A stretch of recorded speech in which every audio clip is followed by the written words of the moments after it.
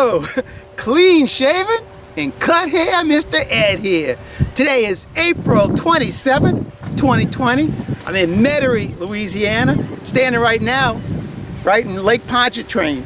And as you can see the long bridge behind me, that's the causeway. At one time, it was the longest single-span bridge over water in the world. I don't know if that still has a standing today, but at one time it was.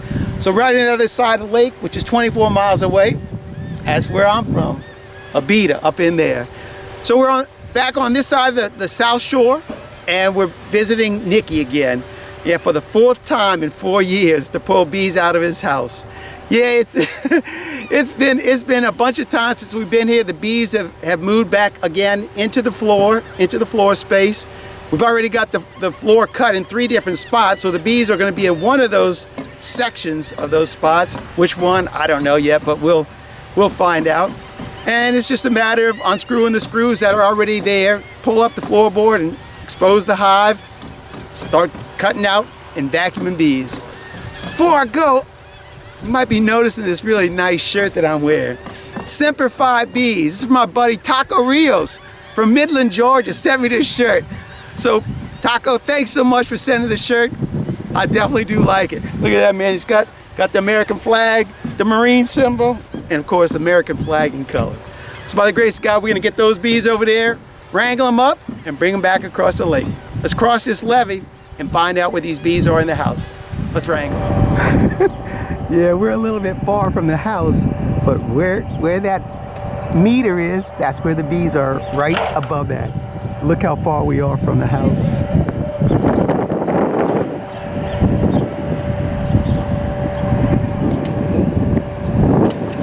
There's a house way down there, and here we are on top of the levee.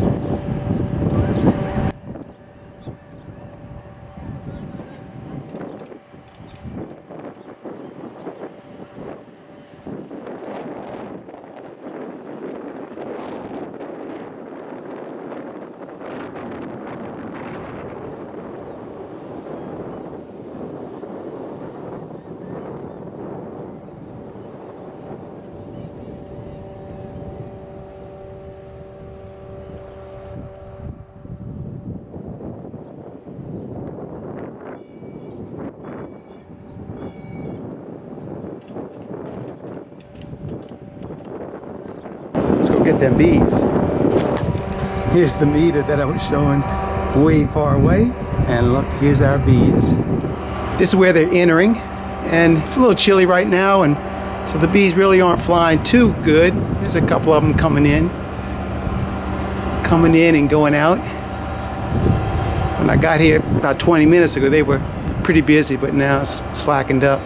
Let's get inside and find out what door they're lying behind. So we're upstairs now, as you can tell. And Nicky's got the rug pulled back, the plywood exposed, and you can see the 3 areas that the bees have been in already. This one, and this one. Now, I pull bees obviously out of all 3 of these, but I have pulled 2 times I have pulled bees out of this section right here. So, which one is the bees going to be in this time? So I'm gonna give you, I don't know, 5 seconds. You decide, is it number 1, number 2, or number 3? And we'll find out with the thermal camera in 5 seconds. Ding dong, ding dong. Ding dong, ding dong, ding dong, ding dong. Time's up. All right, let's find out which one they're in. I hope you guessed right. Who knows? There may be a surprise. I don't think so though. And the winner is, there they are. And which one is it in? The red dots will tell us which one it's in. Boom, number 3. If you guess number 3, you are the winner. Ding, ding, ding, ding, ding, ding, ding. All right, now we know where the bees are.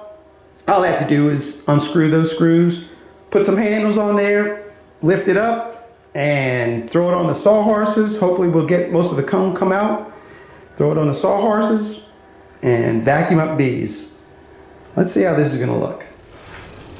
I am about ready to undo the screws in here and pick up this piece of plywood. I'm not going to use any smoke, so I don't know what kind of temperament these bees are going to have. Like I said, it is a little cool, so there probably are a lot of them in there, but I don't know how many bees are going to be or how big this hive is. I think he said they've been in here for maybe 2 months, around that. So that hive might come back a little bit far, but I know the hottest reading was closest to the wall, so obviously they're going to be up here, but they may have comb all the way back here. What I like to do is I screw handles to the subfloor, because this gives me a really good place to lift from, and that way I don't have to work my fingers around the piece of plywood, and it's giving me a very secure, when I'm lifting that piece of plywood up, I feel very confident that I'm not going to just drop the board and crush all the bees and the comb and all that stuff. So you notice I have 2 of them on this one, but I did put another one right here, because when I shot that flare and I got the reading right here, I did get I don't know whether it was a phantom reading, but there was something inside door number 2. Well, we know the bees are behind door number 3, and just to be on the safe side, after I get these out of here, I am going to pull this one up to look inside there, because there is a passageway from this spot to this. There's a pipe and lining wires that run through here, and they could travel through there, or they could travel around the front. So there's a number of ways they could get into that space right there. But we know that they're in behind door number 3, and it reminds you of, it's an old John Prine song, and John Prine just passed away just a couple weeks ago, and he wrote a song, and the song is titled "My Whole Life Lies Waiting Behind Door Number 3," and so we're going to find out what's lying behind door number 3.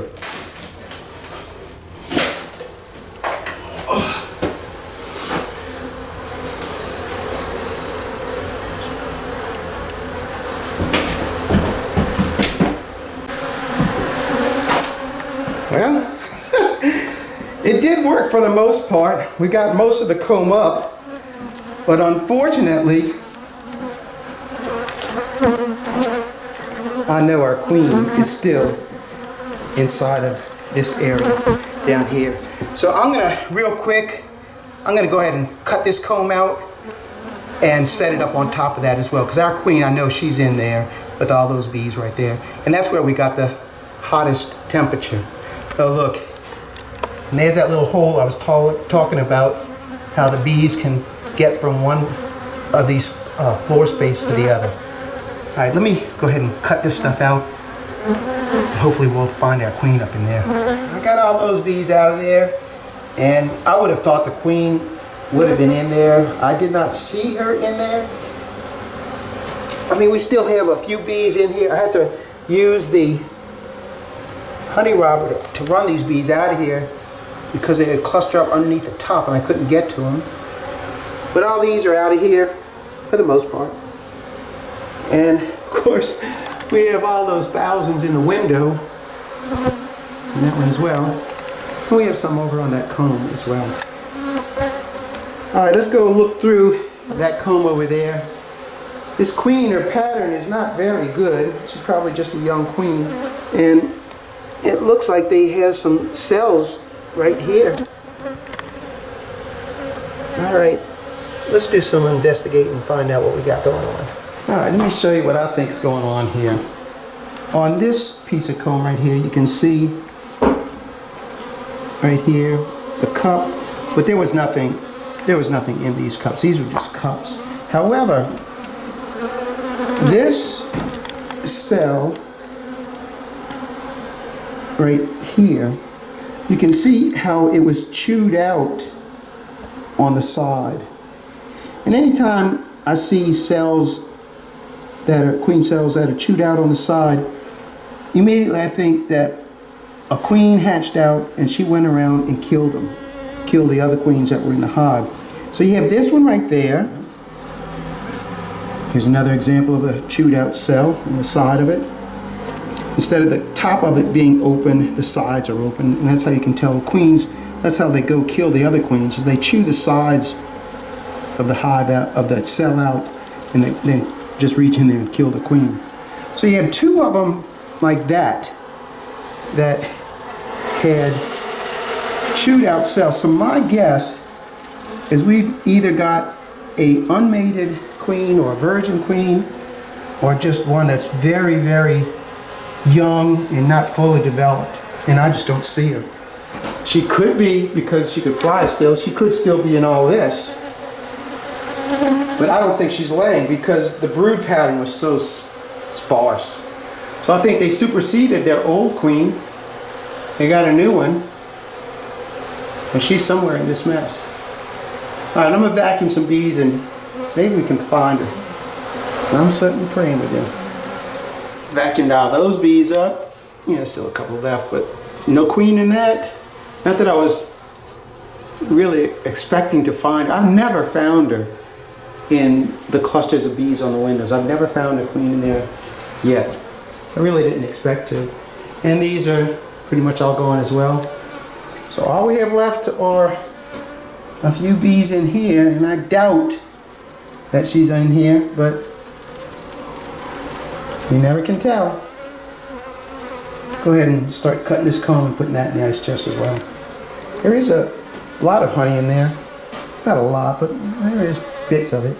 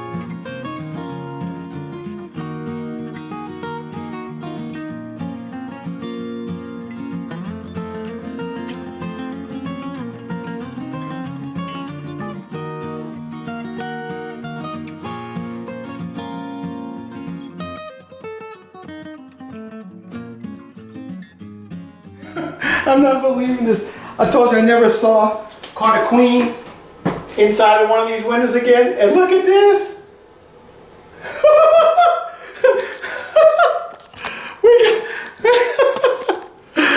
There's our queen. We got her. Thank you, Jesus. Woo!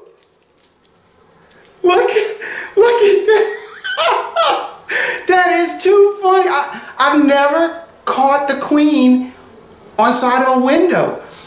I guess I can't explain it, but that's all I can say is thank you, Jesus. We got our queen, got all the comb. Wow, I mean, this has really turned out to be a great experience. I was starting to really get bummed out because I was just thinking, man, this queen, I just had so many questions about whether, you know, virgin queen, you know, I didn't know what to think.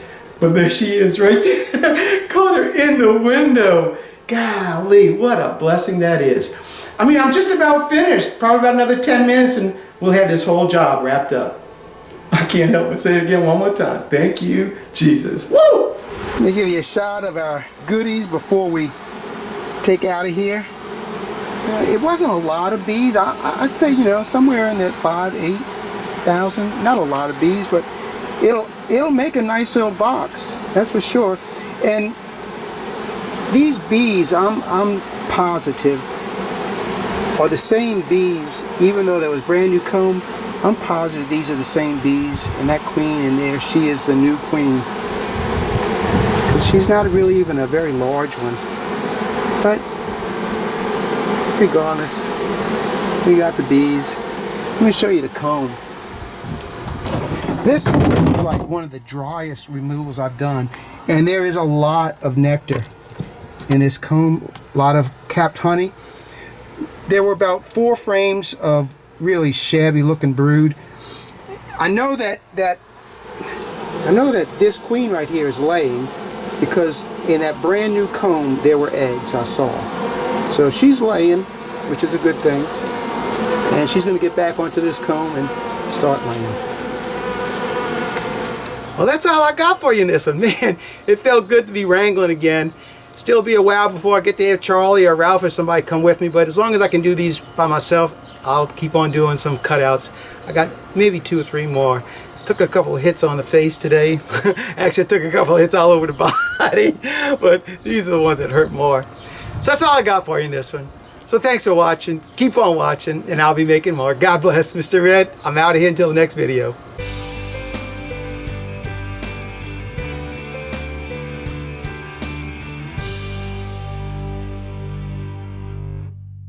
Well, I'm just about ready to wrap it up.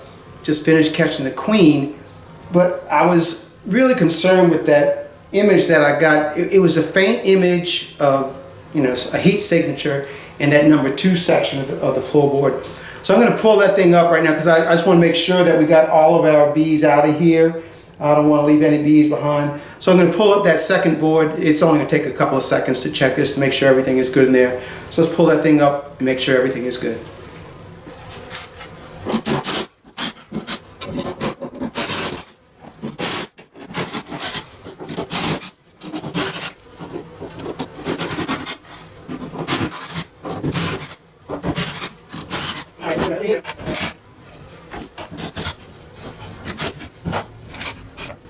What the heck? Look at a 620 Douglas rat. That guy follows me everywhere. And I know his partner in crime, Okie Rob, he had something to do with this too.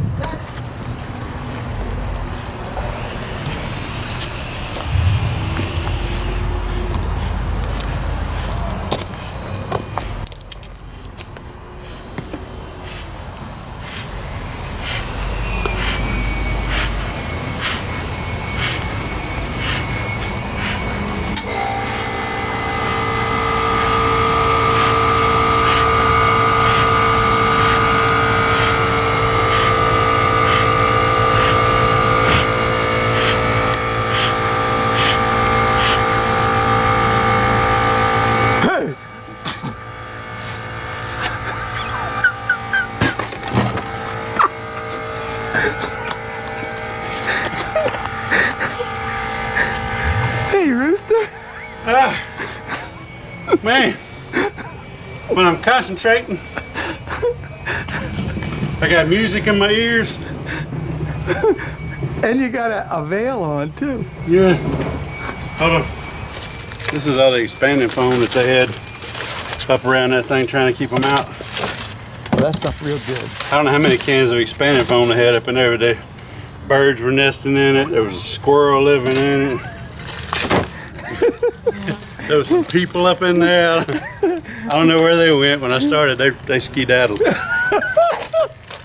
So all that stuff was up there. Yeah, so I took it all out, put in silicone and pine trim, and that's some real fine carpentry up there. Pete'd be proud of you. Yeah. It's a tight. You know what I was thinking? You could go ahead and stick one of your watermelon thumb in there, and then blow on the finger and expand it. It would just shatter those bricks. I've been using my pinky. My thumb won't fit in the hole. That's only a 2-inch hole.